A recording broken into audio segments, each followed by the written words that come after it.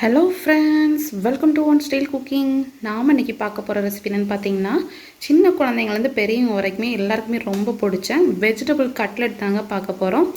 ரொம்ப ஈஸியாக செய்யலாம். நிறைய பேருக்கு கட்லெட் செய்யும்போது பார்த்திங்கன்னா லாஸ்ட்டு ஃப்ரை பண்ணுறப்ப பிரிஞ்சு போகும். ஸோ அந்த மாதிரி நிறையா பிரச்சனைகள் இருக்கும். இந்த மெத்தடில் செஞ்சு பார்த்திங்கன்னா உங்களுக்கு ரொம்பவே பர்ஃபெக்டாக நம்ம ரெஸ்டாரண்ட்லலாம் சாப்பிட்ற மாதிரி சூப்பரான கட்லெட் இருக்குங்க. அவுட் சைடு பார்த்திங்கன்னா நல்லா கிறிஸ்பியாகவும் உள்ளே வந்து நல்லா சாஃப்டாகவும் இருக்கக்கூடிய இந்த வெஜிடபிள் கட்லெட் எப்படி ஈஸியாக டேஸ்டியாக செய்யலாங்கிறத பார்க்கலாம். வீடியோக்குள்ளே போகிறதுக்கு முன்னாடி கீழே உள்ள ரெட் கலர் சப்ஸ்கிரைப் பட்டனை கிளிக் பண்ணுங்கள். கூடவே பக்கத்தில் உள்ள பெல் ஐக்கானையும் கிளிக் பண்ணுங்கள். அப்போ தான் நான் போடுற வீடியோ எல்லாமே உடனுக்குடன் உங்களுக்கு தெரிய வரும். வாங்க இப்போ வீடியோக்குள்ளே போகலாம். கட்லெட் செய்கிறதுக்கு ஒரு பேனில் கொஞ்சமாக ஆயில் சேர்த்துக்கோங்க. ஆயில் நல்லா சூடானதும் கொஞ்சமாக ஒரு சின்ன துண்டு இஞ்சி நல்லா ஃபைனாக சாப் பண்ணி சேர்த்துக்கலாம். இஞ்சி சேர்த்து லைட்டாக வதக்கிக்கோங்க. இது லைட்டாக வதங்கினதும் ஒரு பெரிய வெங்காயத்தை ஃபைனாக கட் பண்ணி வச்சுருக்கேன், அதை சேர்த்துக்கலாம். கட்லெட்க்கு வந்து பார்த்திங்கன்னா எந்த அளவுக்கு நீங்கள் சின்னதாக கட் பண்ணுறீங்களோ அந்தளவுக்கு உங்களுக்கு வந்து அந்த கட்லெட் ஷேப் வந்து கரெக்டாக வரும். இப்போ வெங்காயம் லைட்டாக வதங்கும் போதே நம்ம வெஜிடபிள்ஸையும் சேர்த்து வதக்கிடலாம். இன்றைக்கி நான் எடுத்துருக்க வெஜிடபிள்ஸ் வந்து பார்த்திங்கன்னா குடமிளகா, கொஞ்சம் கேரட், அப்புறம் ஃப்ரோசனில் உள்ள green peas corn, sweet corn ரெண்டுமே எடுத்திருக்கேன். கேரட் வந்து நீங்கள் துருவி கூட சேர்த்துக்கலாம். இதெல்லாம் சேர்த்து லைட்டாக வதக்கிக்கோங்க. இது போக வேறு என்ன வெஜிடபிள்ஸ்லாம் ஆட் பண்ணலான்னா, நம்ம வந்து பீட்ரூட்டையும் இந்த மாதிரி துருவியோ இல்லைனா கட் பண்ணியோ நம்ம சேர்த்துக்கலாம். அப்புறம் பீன்ஸ் சேர்க்கலாம், காலிஃப்ளவர், உங்களுக்கு என்ன வெஜிடபிள்ஸ் வேணுமோ அதுக்கேற்ற சேர்த்துக்கோங்க. இப்போ வெஜிடபிள்ஸ் வதங்கும் போதே நம்ம உப்பு, மசாலா எல்லாம் சேர்த்துக்கலாம். இந்த மசாலாவுக்கு தேவையான உப்பு சேர்த்துக்கோங்க.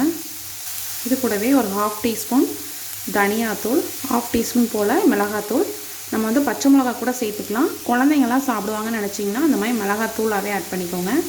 கொஞ்சமாக கரம் மசாலா தூள் சேர்த்துக்கலாம். அப்புறம் பார்த்திங்கன்னா கொஞ்சம் சாட் மசாலா சேர்க்குறேன்.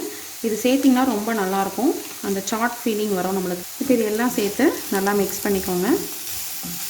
இந்த மசாலா எந்த அளவுக்கு நீங்கள் ட்ரையாக பண்ணுறீங்களோ அதுக்கேற்றால கட்லெட் வந்து உங்களுக்கு அந்த ஷேப் வந்து கரெக்டாக வரும்.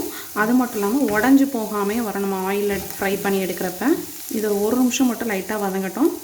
கட்லெட்க்கு மசாலா செய்யும்போது எக்காரணத்தை கொண்டோ தண்ணியோ இல்லை வாட்டர் கண்டென்ட் உள்ள வெஜிடபிள்ஸோ தக்காளி அந்த மாதிரி எதுவும் சேர்க்காதீங்க. இப்போ இந்த மசாலா நல்லா நம்மளுக்கு வதங்கிடுச்சு. இந்த ஸ்டேஜில் கொஞ்சமாக கட் பண்ணி வச்சுருக்க கொத்தமல்லி இலையை சேர்த்துக்கலாம். கொத்தமல்லியோட ஃப்ளேவர் அதிகம் பிடிக்குங்கிறதுனால நான் கொஞ்சம் அதிகமாக சேர்த்துருக்கேன். இப்போ நம்ம ஏற்கனவே உருளைக்கிழங்கு வந்து நான் வேக வச்சு நல்லா மசிச்சு வச்சுருக்கேன், அதை சேர்த்துக்கலாம்.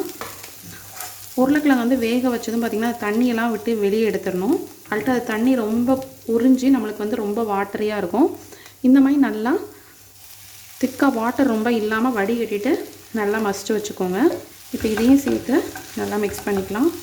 சில பேர் வந்து பார்த்திங்கன்னா உருளைக்கிழங்கு கூடயே வந்து வெஜிடபிள்ஸ் வந்து வேக வச்சு பண்ணலாம், அப்படி பண்ணுன்னா நம்ம ஈஸியாக வந்து வேலை முடிஞ்சிடும் அப்படின்னு நினைக்கலாம். அப்படி பண்ணோன்னா நம்மளுக்கு வந்து காய்கறி வந்து பார்த்திங்கன்னா ரொம்ப நீர்த்து போயிடும், அது தண்ணியை வந்து நிறைய உறிஞ்சிடும்.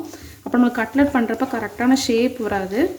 நம்ம வந்து எக்ஸ்ட்ரா நிறைய பிரெட் க்ரம்ஸ் இந்த மாதிரி நிறைய ஆட் பண்ண வேண்டியிருக்கும். அதனால் இந்த மாதிரி நீங்கள் ப்ரொசீஜரில் கரெக்டாக பண்ணிங்கன்னா உங்களுக்கு சூப்பரான கட்லெட் வந்து கிடைக்கும்.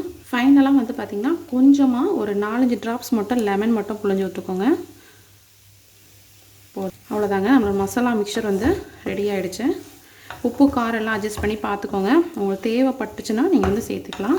இப்போ நம்ம வெஜிடபிள் கட்லெட் பண்ணுறதுனால அதுக்கு கோட்டிங் வந்து பார்த்திங்கன்னா எக்கு யூஸ் பண்ணாமல் மைதா யூஸ் பண்ணி பண்ண போகிறேன். நீங்கள் ஒருவேளை நான் வெஜிடேரியனாக இருந்ததுன்னா நீங்கள் வந்து இதில் வந்து இதுக்கு பதிலாக எக்கு மட்டும் பீட் பண்ணி நீங்கள் டிப்பிங்க்கு யூஸ் பண்ணிக்கலாம்.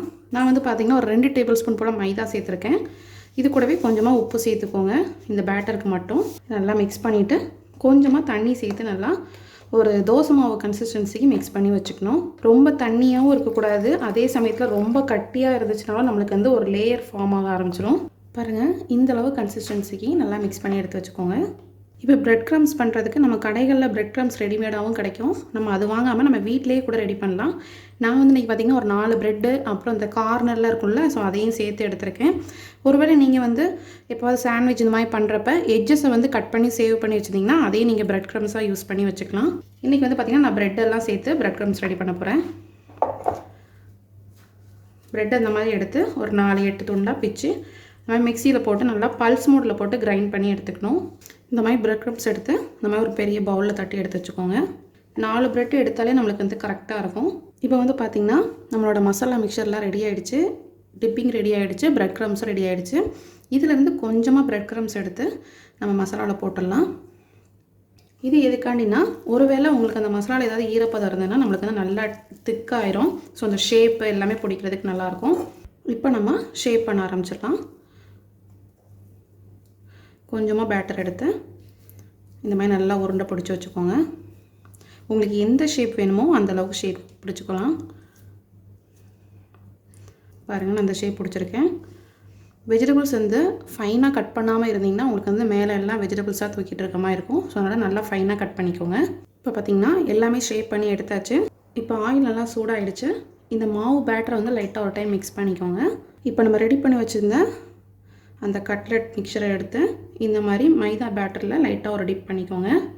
பண்ணிவிட்டு இதை உடனே எடுத்து நம்ம வந்து ப்ரெட் க்ரம்ஸில் போட்டுடணும். இது 2 பக்கமுமே நல்லா எல்லா பக்கமும் அந்த ப்ரெட் க்ரம்ஸ் வந்து நல்லா கோட்டாகிற மாதிரி நல்லா கோட் பண்ணிக்கோங்க. அவ்வளோதான், நம்ம கோட் பண்ணி எடுத்தாச்சு. இப்போ நம்ம இதை வந்து சூடான ஆயிலில் ஃப்ரை பண்ணி எடுக்கணும். ஆயில் வந்து ரொம்ப சூடாக இருக்கணும். இப்போ ஆயில் நல்லா சூடாகிடுச்சு. இப்போ நம்ம கட்லெட்டை மெதுவாக போட்டுருங்க. இப்போ ஒரு சைடு நல்லா ஃப்ரை ஆனதுக்கப்புறம் நம்ம மாற்றி போட்டுடலாம். அப்படி இல்லைன்னா நீங்கள் வந்து டீப் ஃப்ரை பண்ணி எடுத்திங்கன்னா உங்களுக்கு ஈஸியாக இருக்கும். பாருங்கள், நல்லா கோல்டன் கலரில் நல்லா கிறிஸ்பியாக ஃப்ரை ஆகிடுச்சு. இப்போ மறுபடியும் மாற்றி போட்டாச்சு. மாற்றி போட்டு ஒரு 45 செகண்ட்ஸ் வெயிட் பண்ணால் போதும். நம்மளோட சூப்பரான வெஜிடபிள் கட்லெட் நமக்கு ரெடி ஆயிரும். பாருங்கள், 2 சைடு நல்லா கோல்டன் கலரில் நல்லா கிறிஸ்பியாக ஃப்ரை ஆகிடுச்சு.